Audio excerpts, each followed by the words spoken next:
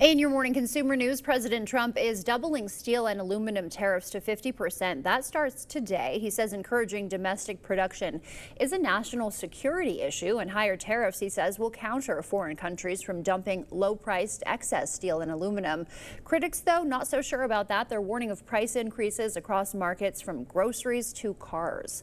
And Wells Fargo just got freed from a massive federal penalty. The Federal Reserve lifted growth restrictions that prevented the bank from expanding beyond $2 trillion in assets. The cap was imposed in 2018 over a fake account scandal and other allegations that Wells Fargo hurt employees and customers. The first all-electric airplane to carry passengers to a commercial airport made a historic landing yesterday. The plane from Beta Technologies flew 45 minutes from East Hampton to JFK. Kyle Clark, who founded the company, flew the plane himself. Jobs like mechanics, electricians, and welders have long been dominated by men, but now there are several programs across the country trying to bring more women into the fold. Jeff Wagner shows us one Minneapolis college offering women help to learn the trades. Working with her hands feels natural for Rachel Fulgham. The former baker loves to create from scratch, but a few years ago, she traded in flour and ovens for steel and mills. She's learning to be a CNC machinist. They program machines to cut, shape, and design parts to exact specifications. My fiance is a machinist.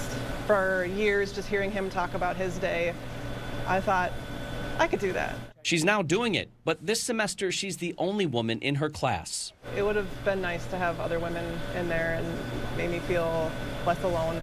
According to the Labor Department, only about 4% of machinists are women. To spark some change, there's a new pilot program at the college looking to recruit women for a number of male-dominated trades. The program helps pay for tuition, transportation, even childcare. If your primary concern is cost or affordability or going into debt to finance your education, this program will literally remove that obstacle. Adriana Afalter used to be a student at Minneapolis College. Now she's a full-time CNC machinist at Johns Tech. I love what I do for a living. There is no excuses. If you want to do it, go for it.